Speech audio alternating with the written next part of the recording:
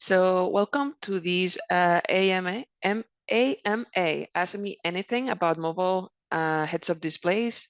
Um, heads-up displays, as you probably know, um, is the best feature that you can have for mobile devices, for any gaming experience mostly, where you can display or create interactive buttons so players can actually, provide inputs or see their information or stats right in the screen. So we're going to be talking about that today.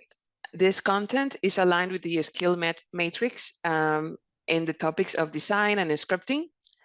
And these are the house rules. This session is recorded. Please make sure to mute yourself. Raise your hand whenever you have a question, but make sure that the question is concise. Also, make sure to share the context of the question so that way we get a better understanding of what you're asking. And be active in the chat. Even though it doesn't say it here, I would like to encourage you to be active, through voice as well. Like this is literally just like a Q&A session. So there is not like prepare content or anything. If you have any questions of how to do something, please just raise your hand or ask the question in the chat and I'll try to answer it the best I can. If I don't know the answer, then I'll get back to you after the session and provide you an answer. And also very important, make sure to fill the feedback survey at the end of the session. So that way we use that. That's how we, in the program, we use that information to know if these sessions are important to you or if they are useful, or if we should, provide different type of, content for you all. All right, that being said, let's open the floor for questions. I'll give everybody maybe like 2 minutes to see if you have any questions. Otherwise, I'm just gonna start just sharing content. Or horizontal scrolling, you can like sort of, you could do it with you can create kind of like a. Are you talking, well, before I answer that question, are you talking about it, for example, like the scroll view? Have you used the scroll view already in the custom UI? Let me switch back to those examples over there. Yeah. So let's see. Let me open that template here. Custom UIs, examples. So this is the examples of custom UIs. Let me see where that scroll view is. Scroll view thing is over here.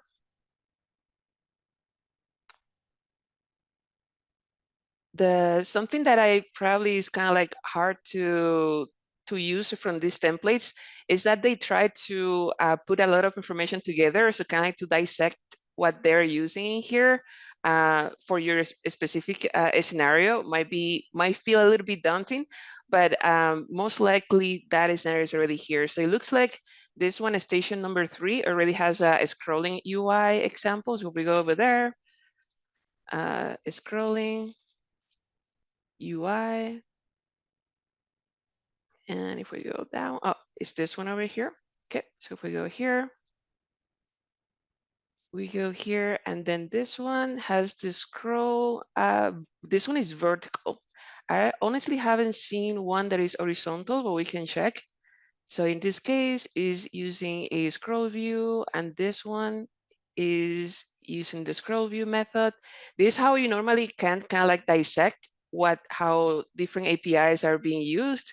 So this one, for example, the scroll view has these props.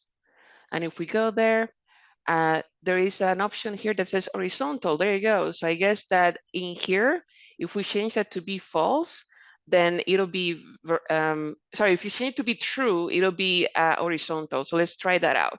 So if we go to the same station here, scrolling this one, and then if we go to where this is being created, oh, right here. So the horizontal property, let's change that to be true. Let's save that. And let's see if that changes the layout. So let's reset here. I may need to change the size of the panel, so a way to force that bar to appear in there. So if there you go. That's the horizontal. So in summary, the answer to your question is that whenever you create the scroll view, right, you know that you can specify the children, you can specify the style, you know, with the height and the width, but there is a property as well, an optional property, where you can specify if it's horizontal or not. If I get this here, by default is false, meaning that by default the layout is vertical. So if you really want to force it to be horizontal, then you want to change that to true. Hopefully that answers the question. Let's see what else we have here. Let me switch back to the chat. Uh, Can a HUD have animated GIFs? Yes. So the way how it works is basically you can create kind of like a hide and show scenario. So for example, I'm gonna try to create kind of like a similar as I have done in the past. Like any new script that I create, I'm gonna save it in the shared drive. So let me switch to an empty world real quickly and create a script over there. That one is not too difficult. But while it loads, the answer to that is yes. Basically, we cannot upload a gift directly. We have to basically recreate it in Horizon, and it's basically using that technique of like the flipbook technique, right? Where you have like different stages of the same image, and then you basically just hide it and show it very rapidly, simulating like a frame transition of that animation. So let me see if I can recreate one really quickly. So if I go here, Gizmo, custom UI. Actually, let me see. I think I already have shared that script in the past. So let me see for the sake of time, if I can just copy that script that I have shared in the past here. So that would be CUI demo, I think. Yeah, it was this one. For those of you have been in my sessions in the past, so I've been sharing like code snippets like this. So for this one, I think it was this one here. So let me download it. So it's CUI demo. Let me go get it and drop it in this folder. Let me just create a new script here, tests.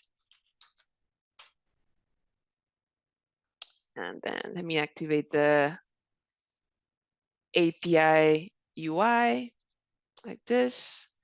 And then let me open the folder and drop the file over there. So this is I just created like a dummy script here so I can find the location of this world rapidly. And then let me get it from my downloads here. A second. So it is CUI demo. This one right here.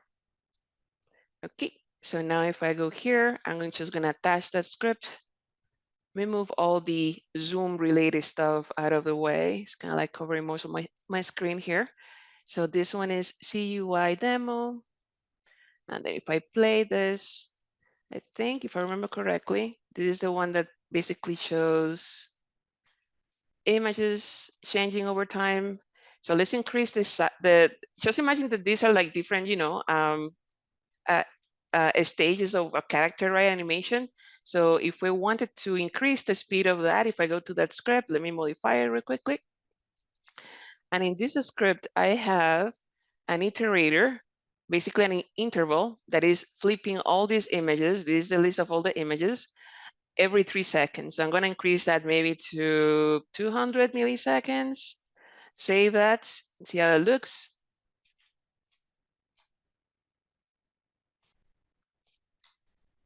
Take a second or two to compile.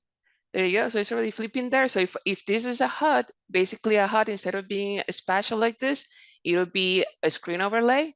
And now if I enter the world, I should have it in my screen right here. Let me stop and reset the world here. And then play. There you go. So that's basically the gift, right? So again, just imagine that you have like different, like a gift basically different images with the different stages of the animation, and just have it like flipping it over time in the script. I'm going to be sharing all these scripts at the end of the session in a folder, in a shared folder.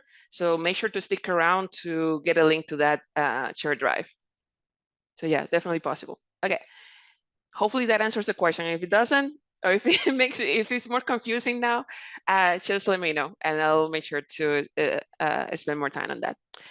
Okay, Sil is asking, hi, I have issues with image sources that appear only when a custom UI is set to non-interactable, but disappear when it is interactable. Is this a known problem? To my knowledge, that is not a problem. I'm gonna try to recreate that in a second. So you're saying image sources that appear only when a custom UI is set to non-interactable, but disappear when it's interactable.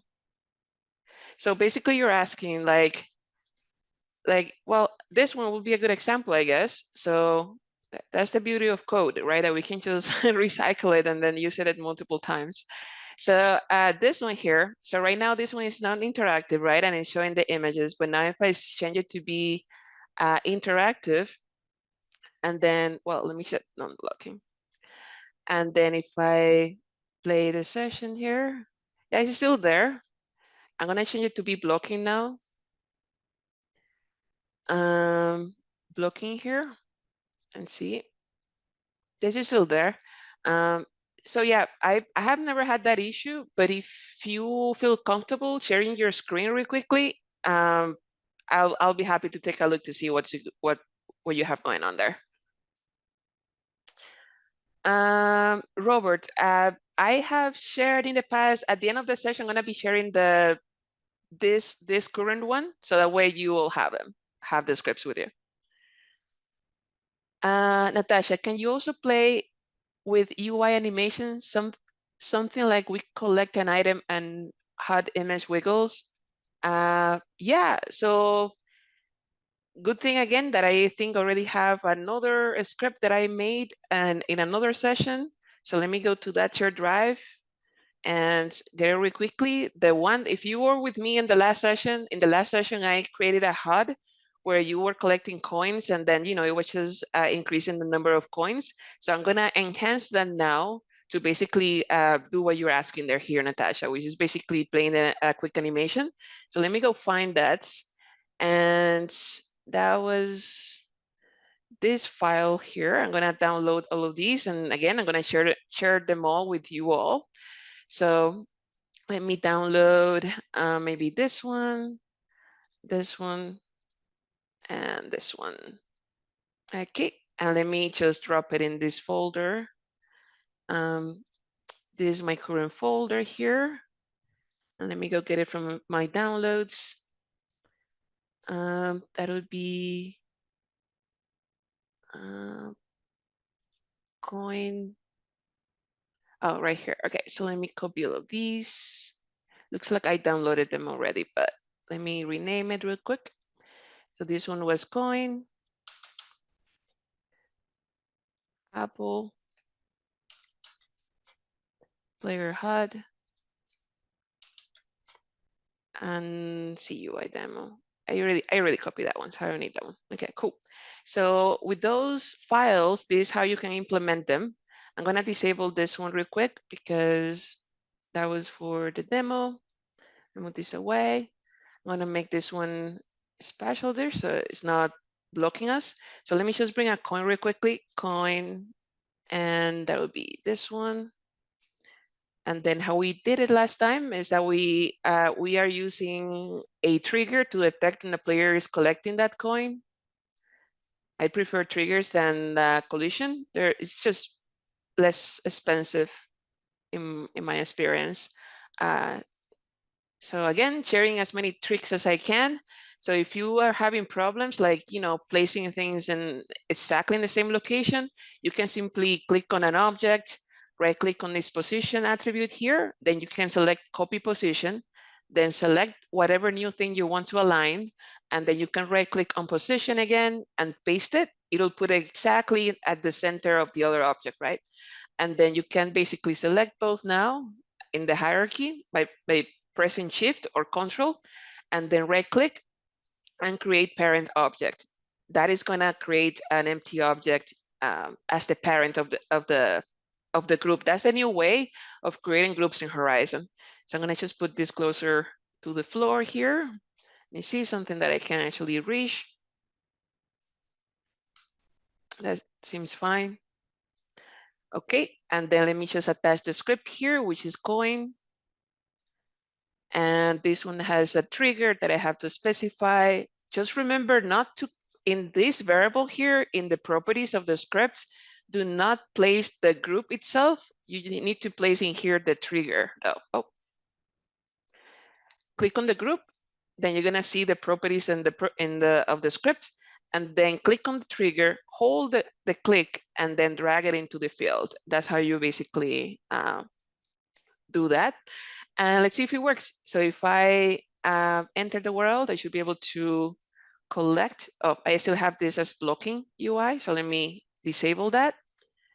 So this one is special. Oh, is it still? Let me delete it because we're not using it anyways.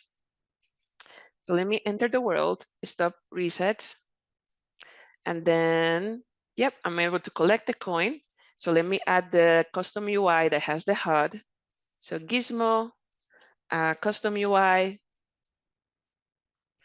This was player HUD, this one.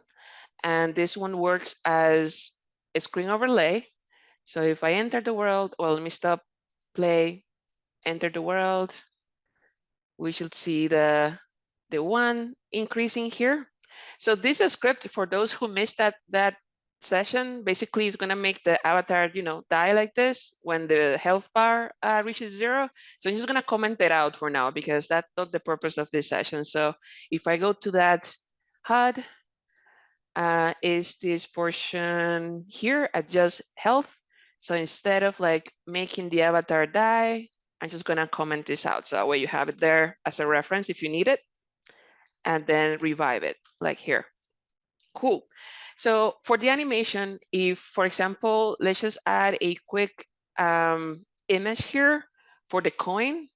So I'm just gonna Google something real quick, and because I guess, let me just coin. I guess I can use AI for this, right? So let me just use maybe, I'm just gonna Google something real quick. This is just for demo purposes. And this world would not be published. So, so Google coin image, and then cartoonish. Okay, I'm just gonna use one of these. Maybe this one. I don't know. Then new, and then save it. Downloads coin.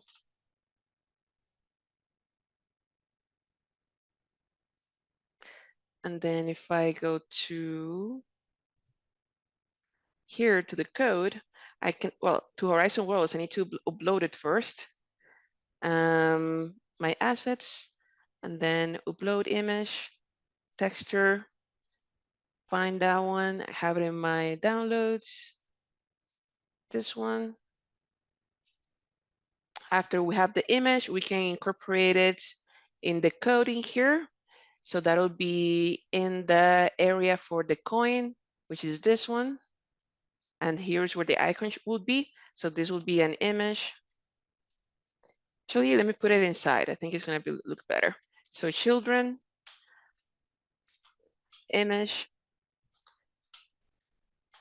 source is going to be an image source from texture, a new texture asset. And we have to specify the number there, and then the style with, let's say that maybe that is going to be maybe like 80%, maybe 80%, something like that. And then the aspect ratio, aspect ratio, something like that. And then after having this here, all is left for me is just actually put in there the correct ID for that icon, which is this one. And then that'll be here, save it. And then if I go now, go back to the world, stop, play, the image should be there. Second, there you go. It's kind of like there, it's kind of like a little bit, but again, this is just like not prepared. So I'm just gonna center it at least. So that would be here. I'm just gonna print it, justify content center, align content center, all that, all the good stuff. Okay, so for the animation part. So for the animation part, what you need is a variable that is an animated binding. So for example, in this case, I'm gonna say animate private, and there's gonna be icon, let's say icon size maybe, and this one is gonna be a new animated binding, and then this one maybe 50 pixels. Let's see how that looks. So after we have that here, I can then use that variable instead of the hard-coded value that I have here, which is this one. I'm gonna say this bind, how do I call it? Icon size. Icon size. Then let's see how it looks. Let's switch to here. And okay, that was not that bad. Okay, so you're gonna decrease it a little bit. So that way the default is kind of like smaller, so we can see it like bouncing a little bit.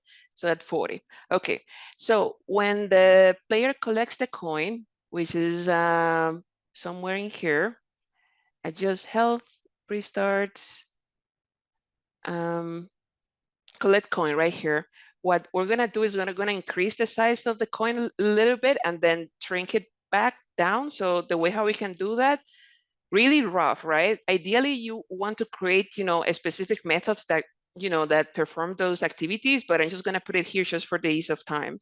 So this one's gonna be this icon size, set, animation, that's the trick.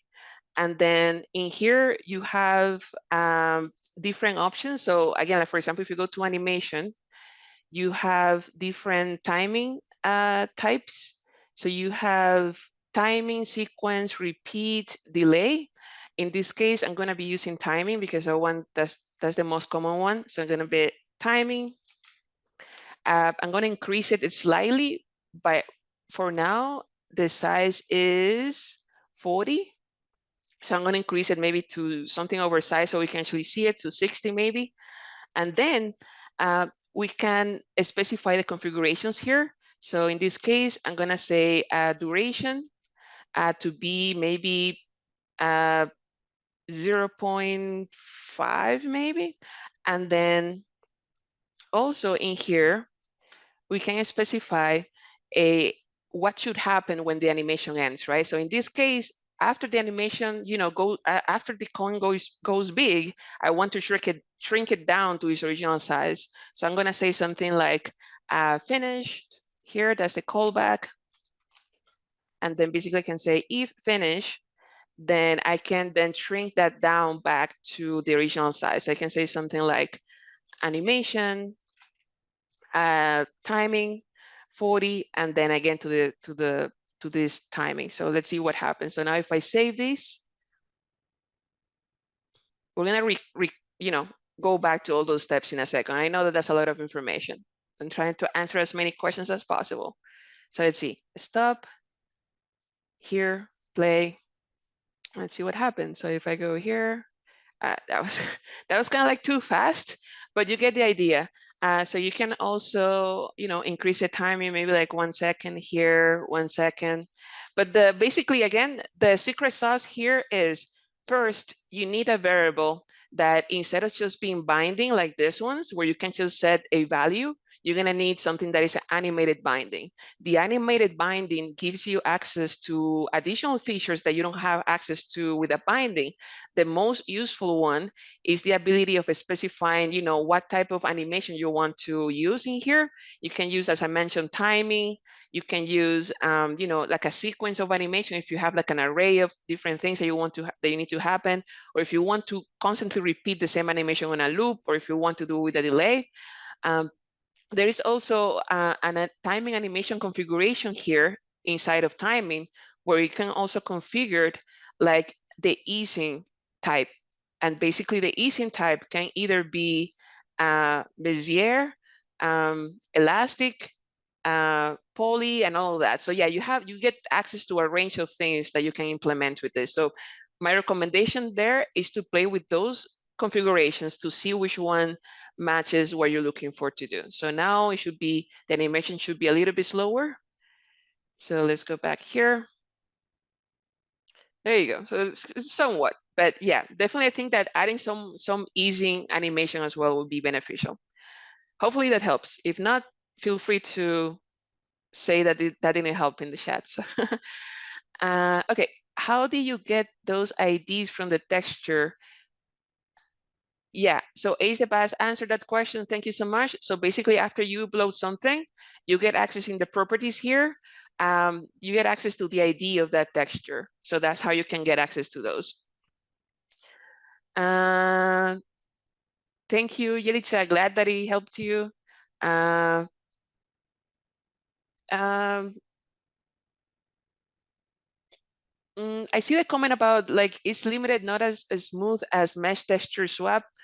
Uh, it's interesting that you have had that experience, King of Miami.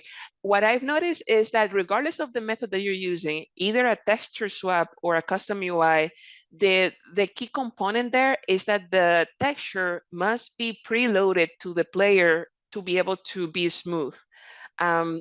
Like let's see if I can bring that back. So if I bring back the gizmo, the custom UI that I had before, with the same scripts that I was using for the animation, which was, you'll notice, I'm gonna try to stay there so we can see it right away. You'll see that the first time that the loops runs, the image is gonna take like a minute, like a second or two to load, but then during the second iteration, then the image is gonna be it's gonna be smoother. So and that's gonna happen the same thing with the texture swap as well. So in here, so if I go, I think it was a CUI demo. Yeah, so that one is currently downloaded into my headset. So let me leave the word and come back real quick. So let me leave here. No, my headset, sorry, my device, I guess. Okay, and then I'm gonna go back in. Again, just for time's sakes, the trick there to have a smooth animations, the technique that I use is that I often have kind of like a custom UI hidden under the world that is constantly looping through all the images that I'm using in the custom UIs. That basically is going to force all the players to preload those images into their devices. So that way, whenever the time comes for them to actually render those images, then it will be literally instant.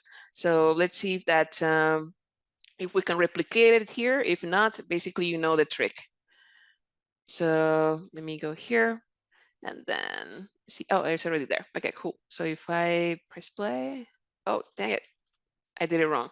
Okay, but yeah, but basically, if you notice that anything is like switching the images very slowly, or the images is loading very slowly, just make sure to hide something under the world that is constantly looping through the images, and then everything is going to be super fast and super smooth. Okay, so let's see what else. Let me go back here to my messages. Okay, the animated bindings and ability to fade the opacity of CUI is pretty powerful. Things you can't easily do on actual entities properties. Has anyone tried to make a lightweight particle system using world space CUI panels? Yeah, I guess that's an open question for the audience. I have not, but it's a really good idea. since my since my focus is mainly scripting, I I I always, everything that I created like with performance in purpose. So I know that, for example, if I were more like, artist oriented, I would definitely would have, the tendency of creating those type of mechanics. But that's something that you can explore, right? In my case, for example, I try not to do that because, as I mentioned, um, every image that you include in a custom UI or you render for the player is additional information that the player has to download, right? And we all have experienced those situations when we travel to a world and then the player crashes or something. It's because, uh, unfortunately, the game engine currently is not very good at cleaning memory from the player devices. So yeah, you can run out of memory very easily if you're not careful with the type of things that you do with the system, right? So, but yeah, definitely feel free to explore. Don't limit your creativity, and that's how you discover new mechanics. Hi, I have issues with image sources that appear. Oh, I think we answered that already, right? But disappear when, yeah. I can share my screen right now, but I can share the script later. Yeah, if you can share the screen either in the forum or in the forum, then me or someone else will be able to help you there. When will the video be available on demand? The team is currently very efficient on the timing of publishing new videos. So I want to say that maybe either this week or next week, the video should be available. But I'll make sure to ping the team to let them know that creators are asking for it. Natasha, another question. How can we turn on and off visibility of UI blocking from a HUD button? That's a good question. The thing is that, as soon as you turn something, as long as you turn the visibility off, then the button also is going to be off, right? So if you really want to have that interaction, you most likely going to need to have either two custom UIs or rely on the default player buttons. So yeah, let me show you what I mean. So if I have, let's say, let's create quickly a blocking custom UI, blocking CUI, and let's go here. I don't have any example right now with buttons, so I'm gonna have to create this one from scratch. Not a biggie. So let's do here UI components, and let's just do a big button in the middle. So something like initialize, and then return a pressable that is just basically a big button that says text, click me, that's fine. And then a style, it's gonna be, let's see if this is good. Color, white, yeah, that's fine. Background, let's do something maybe like orangey, I like orange, I guess. And then font size, maybe like 100 so we can see it. That's good. And then that's the children. And then for the button itself, style. Oh, this is the children still. So it'll be out here. Style. Width. Let's do 2020. That's fine. And then so let's put all this inside a view. So away center. So view, children, all of that. And then style, just define content, center, align, center. So let's see let me delete this. And it's going to be with 100 and the heights 100. And let me move this down here. Okay, let's see how it looks. So if I go to the world now, bring another, I'm gonna have to delete some HUDs in here for now. Let me delete this one so it's not blocking me when I'm enter the world. And this one too. I guess I can just switch this one to be that one. So blocking UI, if I enter the world, it's like all the way in the center. So basically I just need to do this, copy this, paste it here, and that should do it. So let's see. Okay, great. So let's decrease the size of that to maybe like half of that, like or 40, and vertical line.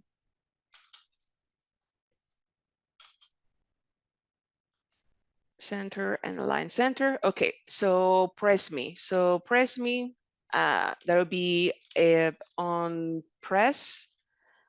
And then when the CUI is pressed, I'm gonna make it invisible. So this entity visibility set false. And let's see what happens. So I'm gonna click here. Let's save it. Waiting for it until it compiles. Okay, so if I click the button, let's see, let me go big, stop, clear, and enter. Oh, it's not. Oh, right, because I haven't changed it to be interactable. So let me click this one here, and we have to change it to be interactive blocking in this case, and play the world.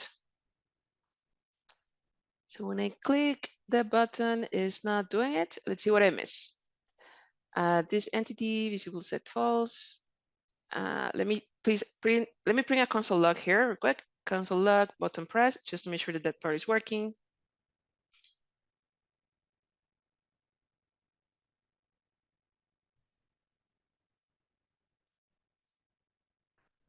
That is not working. Let's see why. So I have the pressable here, which is covering the entire area. Children. Oh, that's interesting. Let's see something here. Switch to none. And then the custom UI, non-blocking. Okay, so it's changing it to be press. Okay, cool. So for the visibility of it, so you can change the visibility either with there is an option here.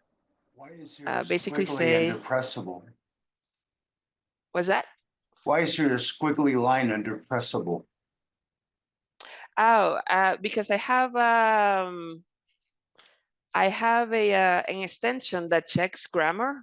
So it looks like it doesn't like it. Oh, okay, thanks. Yeah. So now if I go back here, reset, and then press here, then the custom UI goes away. So the thing is that, let me actually leave the console log there so you can see what I mean about like making something invisible, is that if I console log here, right, console log button press like that, and then save it.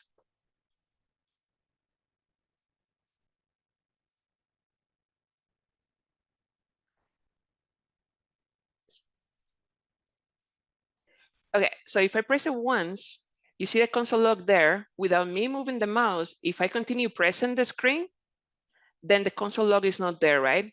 That's how you can control the interaction of a custom UI program. One of the ways how you can control the custom UI programmatically is that basically if you set the visibility off, then all the interaction of that custom UI is not basically available to you anymore, right? So in your question about like having a button that you can press to change the visibility on and off of the custom UI wouldn't be possible with just that approach. You would either have to, you would either need to have another custom UI that is also being displayed to the player that has that button visible all the time, or you can have, maybe like an interaction in the world that when the player enters that area, that's how the blocking custom UI appears again on the screen. So, or you can also, like, for example, you can use player controls to basically detect when the player either clicks on the screen or presses a button on the keyboard or something like that, and then intercept that player input to then switch the visibility of the custom UI. But yeah, as soon as you turn the visibility off of a custom UI by pressing a button, then that interaction basically disappears. So if I click this one, now doesn't really matter. Like if I continue clicking the screen, then it's gone. I cannot click it again. Okay, so hopefully that helps. And okay, yeah, exactly. So as I mentioned, like for example, like it's as simple as just setting the visibility of the entity off, just as you would do with any entity. The only thing that you have to do is basically send an event from the other custom UI to this one to send the to change the visibility. Well, actually, there are multiple approaches there, right? If the blocking custom UI is connected through the properties panels of the one that is always visible, you can send an event to the blocking custom UI. You can also send a broadcast event to the world, right? Saying, hey, make this custom UI disappear for this player. And that's another way how you can make it disappear as well, right? So you have multiple options there. But yeah, definitely you will need 2 custom UIs for that. I always get confused how to configure transform properly. Okay, we'll go back to that in a second. I want to make sure that I answer questions for everybody. I know that Natasha's being active. I'm gonna go back to you, but let me make sure that I help everybody as well here. So I'll go back to you. I promise to you, Natasha. Is it possible to add a dynamic set of views? For example, you want to add a random number of item, text, images, buttons to a custom UI. Well, the thing with custom UIs is that you basically have to plan for what you are going to need, right? One of the most recent additions of custom UIs was a dynamic view, I think it is, dynamic view. Dynamic list, right?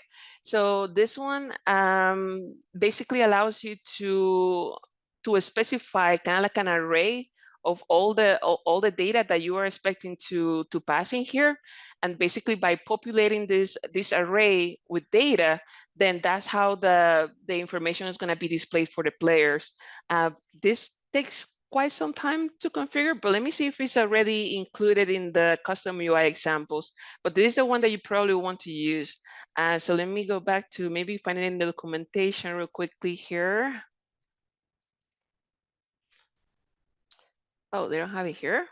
I guess, I'm surprised I don't have it here.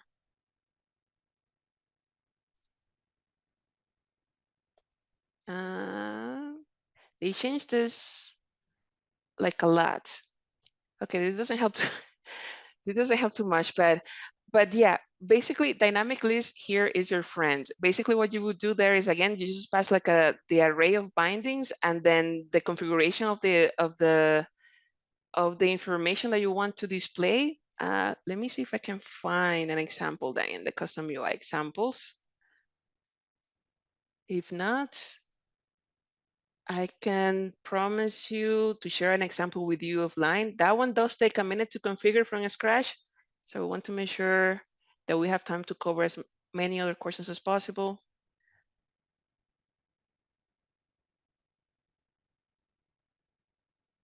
Okay, let's see if this one is here. I don't remember if they included that in the template or not. If I go to here.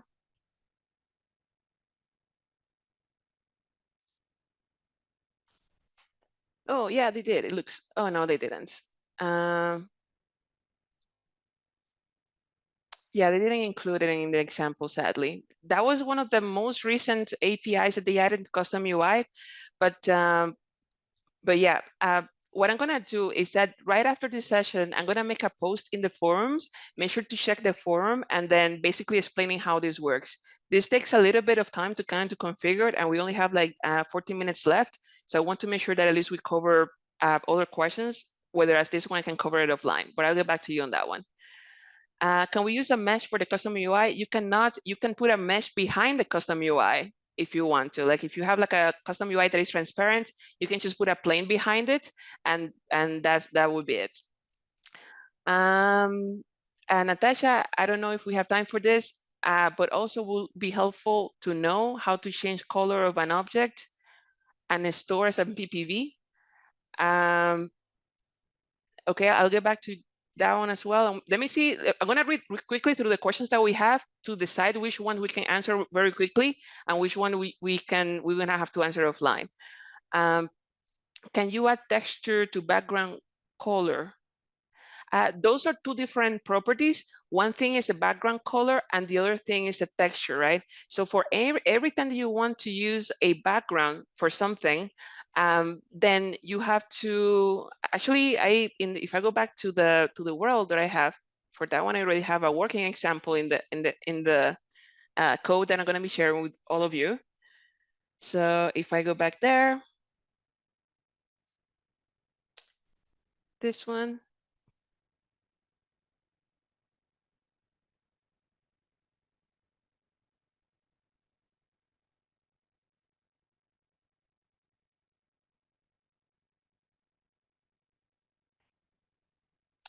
it's taking some time to load.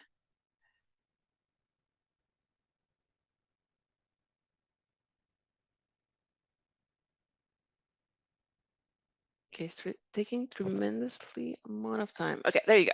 So if I go back here for the background in the examples I'm going to be sharing momentarily, I think I have one here with the map of the United States. So if I go back to gizmos and then here, and then if I go here, let me see if I have it here already. I don't have it here. I think I have it. I have to download it. Let me download that. So that would be CUI demo. This is the other piece of code that is going to be included in the shared drive. CUI map, download. Then I'm going to drag and drop it in here. So replace.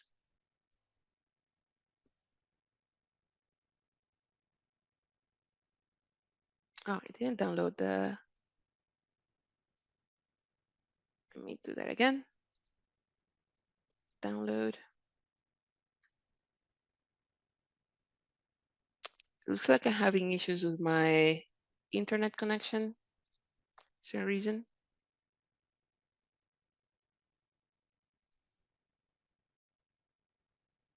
Can you all hear me? Oh, there you go. So now it's downloading. Okay, great. And then here, drag and drop in here. And now if I go back to Horizon Worlds, then I go to US map, and then if I press play,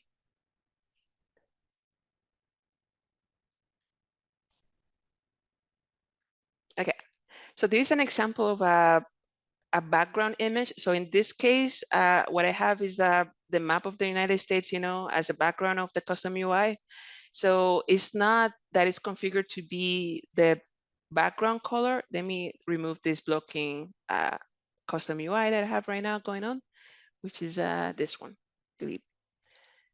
So this one, for example, this one has a background image and then there are some buttons, in front of it. So how that works is not setting the color, is setting basically a little image on the script. So if I open that one, that would be this one right here. You'll see that this one is basically just rendering an image node, which is this one right here. And that's how you basically use it as a background of something. You have to use the node image, render the image there, and then just make sure that it's not, colliding with the other elements in the custom UI. So let's see what other questions we have. If we go back to Zoom.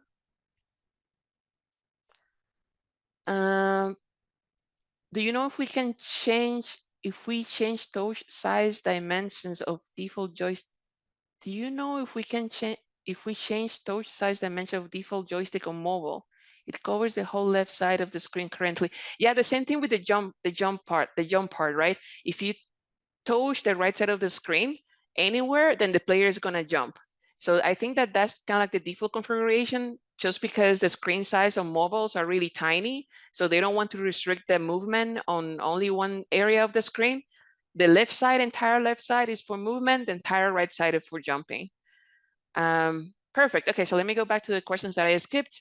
So we still have time. There you go. So let's see. So Natasha, you ask, I always get confused how to configure transform properly. So, so here the map UI script is a good example of that. If I remember correctly, how I did this. Let's see. Am I using transforming here? Yeah. Okay. Cool.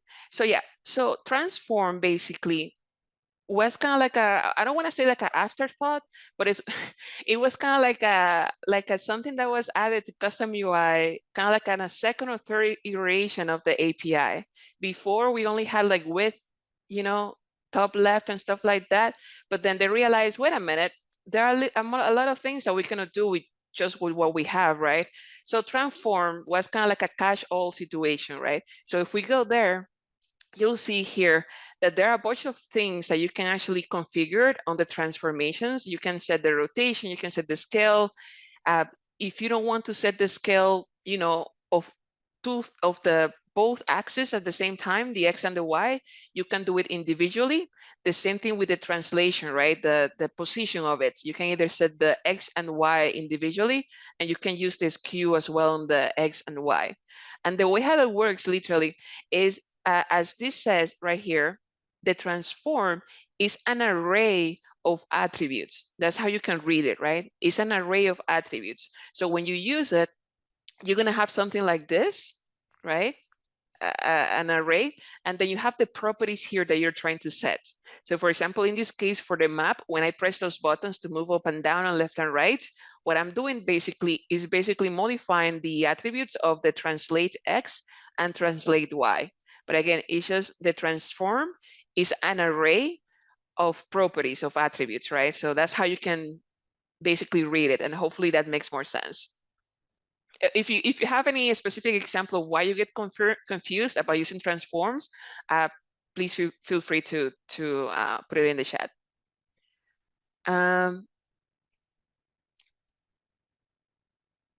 Let's see. I see you're asking about the color, changing the color of an object.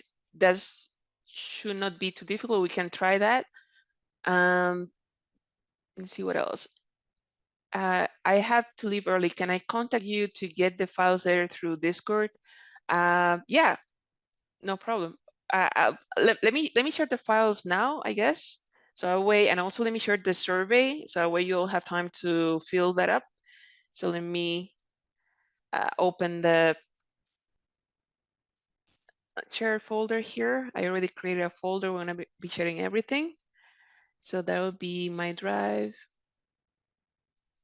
here, and let me copy all these files. Maybe this. So it'll be this one, this one, this one, this one, this one, this one. I'm gonna drop it in the shared drive here. It's uploading, and let me share the link. So share, and everybody with the link, and copy link. Okay, so here's a link with all the scripts now.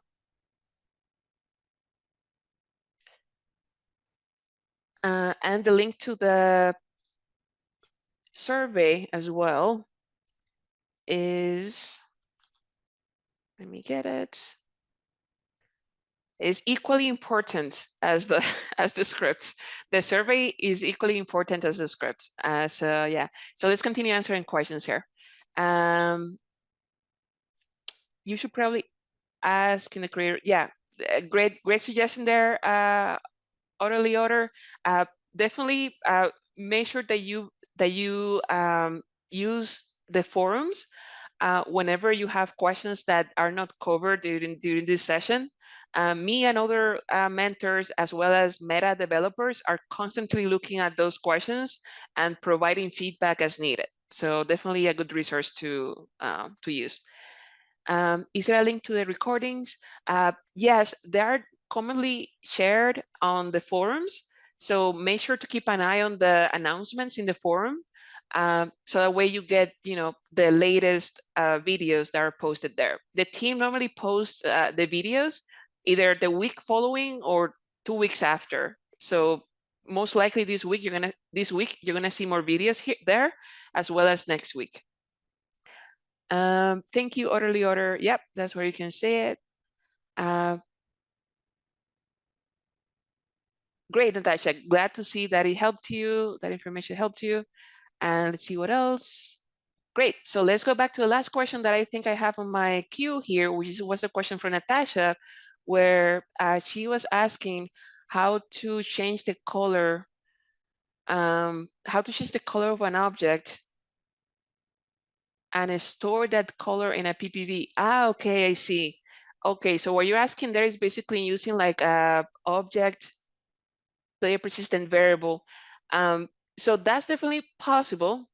What I can do for time's sake is basically describe the steps.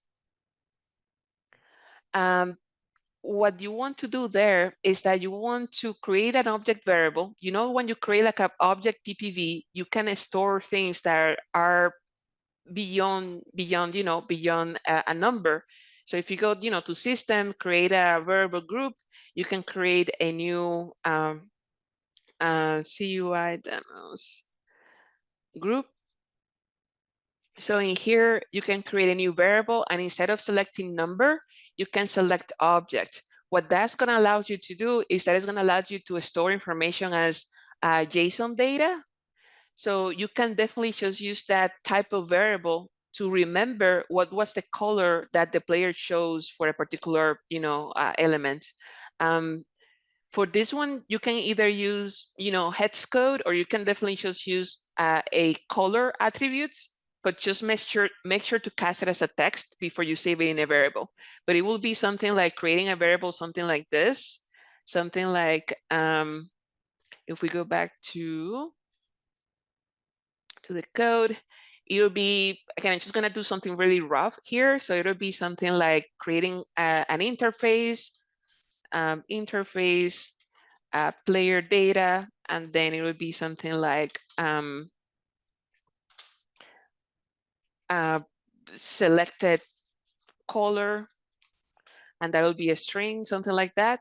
And then that's basically the interface that you would use then to save the information in that player persistent variable in the object PPV. That is beyond the content of this session, but I think we have a session coming up anyways. Please make sure to ask me then, and I'll make sure to demonstrate it for you. Let's see if we have any other pending questions. Please, everybody, make sure to fill that feedback form so the way the team knows if this session is useful or if you want to see a different format of this presentation. All right. Any other question? I'm happy to stay a couple of more minutes if there are any lingering questions out there. Let's see. I count to 3. 3, 2, 1. I got okay. one. I got one. Oh, okay, just in time. So I can't type fast enough. Yeah, go ahead. I might go as well ahead. just ask it now. Is it possible to get the image of all the players and have them in the UI? I wish we were able. I wish we could. I'm one of those creators that have been asking for that feature like forever, but we don't have access to that yet. I'm not sure if there is a concern about it. I highly doubt it. It's just I think that it hasn't been a priority yet for the developers.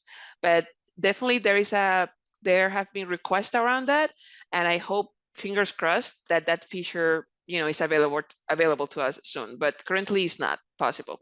What you can do, what some creators do sometimes, is that they just basically just keep track of the visitors of the worlds, and then just they visit the profile of their visitors basically, and then just grab a picture of the player.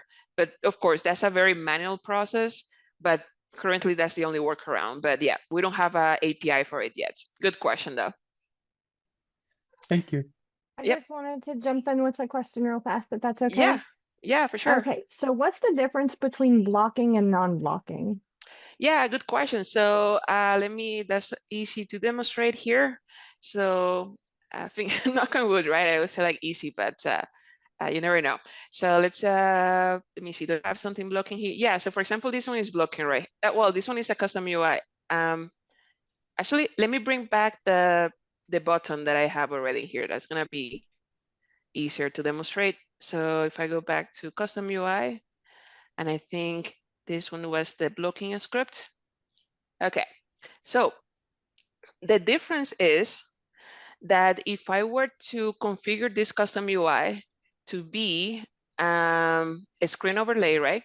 And then instead of no interaction, I select interactive not blocking, and then I go into the world, then I am still able to move around, and I am still able to click the button, right? But Okay. if I select blocking, basically what it does, that is blocks the movement of the player. So if I reset this, sometimes you have to do this multiple times. And now I'm pressing I pressing my keyboard, I cannot move, but then, as soon as it goes away, it's invisible, then I can move again. So okay. yeah, so if you have a blocking UI in your experience, the only way to disable it is basically just hiding it somehow, either by pressing a button or something, and then making it visible again whenever you want to have that blocking interaction again. But yeah, that's the difference between the two. Good question. Okay, thank you. Yep. Hey, Any this other is question? Robert. You might Yeah. have answered the question and I just didn't hear it. I was at the last session, but couldn't stay to the very end. I was wondering if you could post the link to whatever shared files you had at that session. Oh yeah, I actually dropped them all in the same location that I shared Okay. today. So yeah, they're all in there. So I copied everything in there, so it should be in there. So let me see. I'm gonna share it again just in case you get lost. So Yeah, I already, yeah, I did accept that link. So okay, perfect. Yeah, so everything is in there, should be there. So also, I was wondering if you had a feedback to that session because I didn't get to fill out the feedback form. Great question. Yeah, you can use the same form. I think that when you Okay. click on the link, yeah, it doesn't give you an option for dates, but in the comments you can mention that you're providing feedback for the prior session. Will do. Thank you. Yeah. No, thank you. Awesome. All right. Well, I if no one got a else. question. I got a question. Okay, so this kind of like overtime, but luckily I don't have anything right now. So go ahead. What do you have? Oh my gosh, it's hard. It probably has like a really hard one. Okay, let's see. No. What's like a recommended size for like an image on the UI? What to try to stay like underneath? Yeah, so that's actually a very interesting question, as that is something that we are kind of like discovering as we keep continue creating, custom UIs for mobile. As the industry best practice, right? What normally developers do is that they try to target the most common, screen sizes that are out there in the market. So normally what you do there is that you literally just there market research, right, on online, where you can literally Google what are the screen sizes, by device, like the market share of the screen sizes, right? And try to create your custom UI to accommodate for that size. That's one technique. And then the other technique basically is like in this, let's see, if I go back here, if I bring back the other UI that I have, the demo here, I think it was player HUD.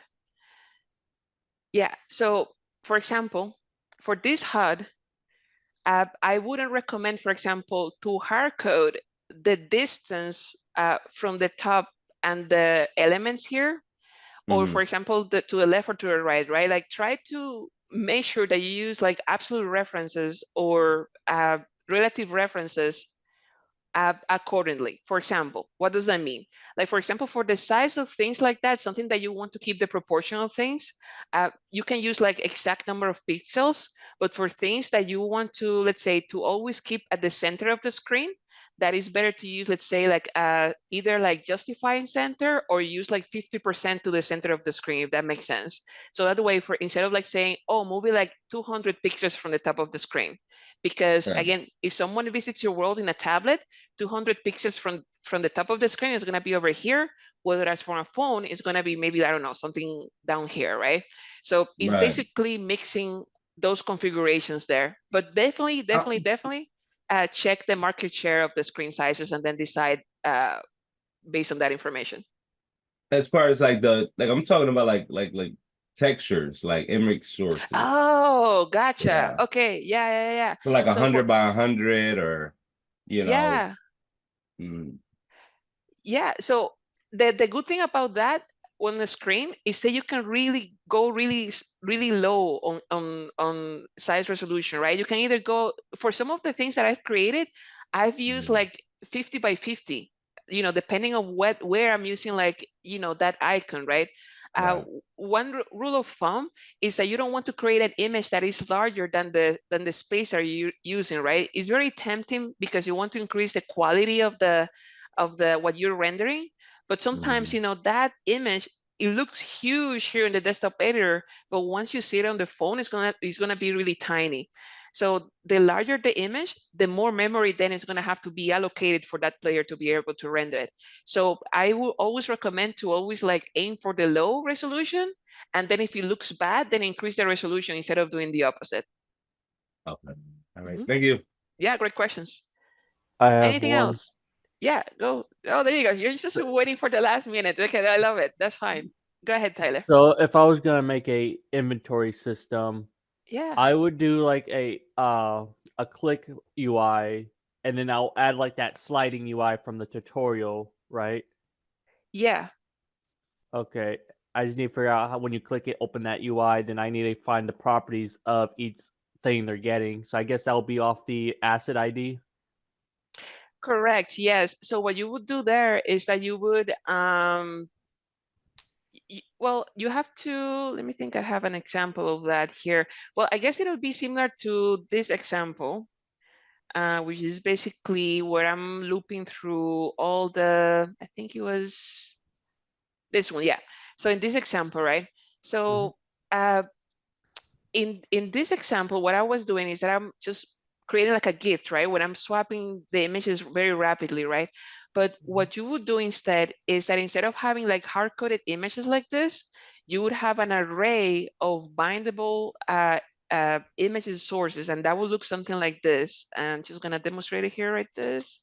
It would be something like new binding. And then that will give you the option now. All right, so we have like 4 different objects. Well, you will have 5 different dynamic. 5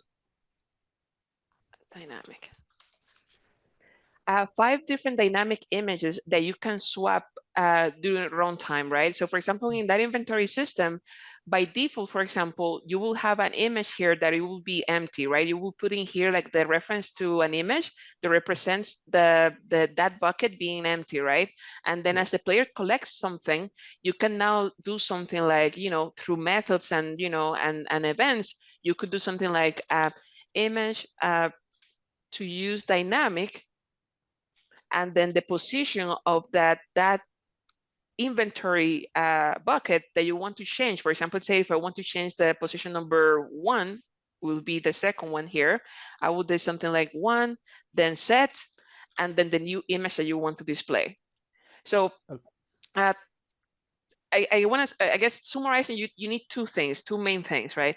First, you need kind of like that template or that shell that is gonna contain the container. That's the word that I was trying to find. The container of all the images that are going to be potentially displayed for the players on the screen, right? When they have the inventory system, right? Let me actually just Google real quickly inventory. So we have like a visual here because we won't have time to build one from scratch. So inventory system game, and then images here. Okay, cool. So if we were to recreate something like this, the famous, okay. So this would be an array of images, which by default, the image would be a gray background. So you have 1, 2, 3, 4, 5, 6, 12 images, right?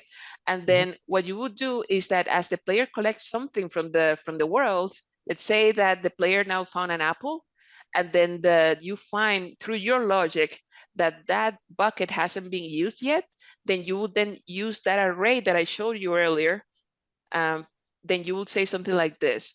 So from that array of images that I have, right, set the image for the position X to be the apple, to be the sword, to be the shield, right? But you do need to have kind of like this variable that is going to contain the reference to all the dynamic images that you're going to be displaying in your inventory.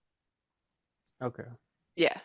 And I know that, like, yeah, go ahead. Like if you're spawning stuff, you would create another UI for a button to equip or unequip, and it would just delete that object from not from the inventory, but from the player's aspect of what they look at, and then you would replace it with another object. Right. So the very important part there is that you want to be mindful on performance. And what I mean there is that even though you can derive, I guess I'm getting into the intermediate advanced territory here, but you can derive the value of a binding, right? And basically with that, you can determine if that binding has any specific value. However, my recommendation there is always to have kind of like a helper variable that allows you to keep track of what images we're using or if those buckets are available. What does that mean? For example, you can create something like another variable that is going to be how am I going to say spaces, I don't know, let's see, buckets, I don't know, buckets, uses, inventory states, something like that, inventory states. And this will be kind of like an array of booleans that you can say, you know, just booleans. Yeah, basically this is going to be an array of booleans. So we can say boolean, and then it's going to be an array. And then by default, it will be false, false, false, or something like that. You can also use array, new array and all that, but just for the improvising here. And then, for example, when a player collects something, you will then query this variable to know which one still says false. And if it says false, then you can use that index then to update the corresponding indexing here, instead of having to do that calculation directly with the bindings. I would highly recommend to do calculations with bindings directly. It's just bad for performance. Just use helper variables that allows you to know the current state of those bindings, and then do your calculation from there. So you have a helper variable that tells you the current state of those, you know, buckets in the inventory. And as soon as you use one of those buckets, you should change this, you know, to true, meaning that, you know, that bucket is occupied. So the next time the player collects another item, you're going to get the next one that is still false. It will be something like this one, and then this one is going to be true. Then when the player presses one of those inventory items, just make sure to release one of these, you know, the ones that you currently have in use, and change it back to false. That way, you know, you keep track here of what is being used and what is displayed. And again, diving into the intermediate advanced scenario, you by all means, instead of having two different variables, you can just create an object that contains both pieces of information at the same time. So you could have something like is in use, and this would be false by default, and then image current image, something like that, and that'll be the new binding here. So let me copy this just for demonstration purposes, and let me remove all of these. And this now is going to be an object array that is going to have the in use, and this is going to be a boolean, and also a current image that is going to be a binding type image source. Something like that. So this is the, the appropriate way of doing it, right? Basically, you have kind of like a variable that contains an object, right? An array of objects that gives you all the information for that specific bucket. And then you do those calculations with that. The inventory system is targeting definitely the intermediate advanced scenario of scripting proficiency, but it's definitely doable in Horizon Worlds. All right. I was going to blue for all my events stuff. Yeah. If in the process of creating the inventory system, again, if you have any follow-up questions, just make sure to drop a question in the forums, and again, me or someone else should be able to help you. Okay, and I could also, if I'm having code issues, I could just drop my code in there. Yep, exactly. Yep. All right. Yep. I've been bothering blue all the time, so I was like, let's get someone else to try. Okay. Anyone else? It's getting fun, but Hey, one more question. Oh, okay. Hardy, go ahead. Is it better to like define the like I have like the icons, the little textures and stuff that I'm using on the UI. Is it better to do like a constant outside of the class? Would that make it load faster, or like inside of the class? And should I do them as like image sources, or should I just do them as textures and then do the image source inside of the UI? Like, what would be like the most optimal way of doing it? Yeah, it doesn't really, like, in terms of performance and its load speed, doesn't really matter much. That really comes down to what your style, as a scripter should be. Like, whatever you decide to do, just make sure to be constant across all the scripts, right? Normally, the decision of either keeping it inside the class or keeping it outside the class, I personally, normally when I create a new project, I have kind of like a share file where I have all the images that I'm using in my world. So a way in the future, if I want to change that image to be something different, then I just go to that single file repository, and then I have everything, referencing that file. So it'll be something like, having like you probably have seen it. You probably have something like that as well. Is that it's just having like a export here, export images, no, project, const project images. And then what I do here is that I basically assign kind of like a key for it. For example, I want to say coin icon, and then I say this is going to be a image source, and then I put all that information in there. So I'm gonna leave it like random thing. Okay, so yeah, so basically that's normally what I do, and then I use that information. There are scenarios where you have, for example, like if in your project you're gonna be using the same image on both the custom UI and something else in the world that is not custom UI, then it makes sense to store the information as a texture, not as an image source, because that way that allows you to use it in both places and store it only once, right? Because then you can use it, reference it as an image source later, or you can use it as in the mesh entity later, right? But every time this image source is called, it creates a new texture asset? Well, it's already created here. It's already created here. Where you create the new one is here in the variable. Like if I delete this part here, this is where the texture is being created, right there. Image source is basically just loading that image.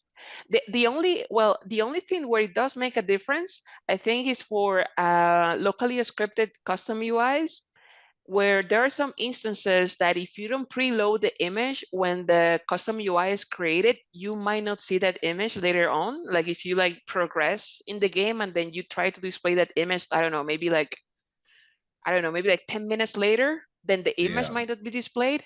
So again, the trick on that one is just have it in the class in that scenario, or not in the class, basically render it in the initialize. Either you can even render that image as a 1 pixel size So always at least force it to render at least once, and then the player should not have any problems from there.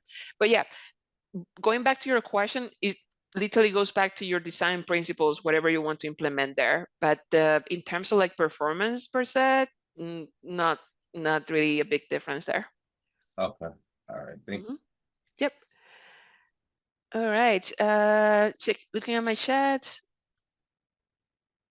Did we get any tool to measure mobile performance?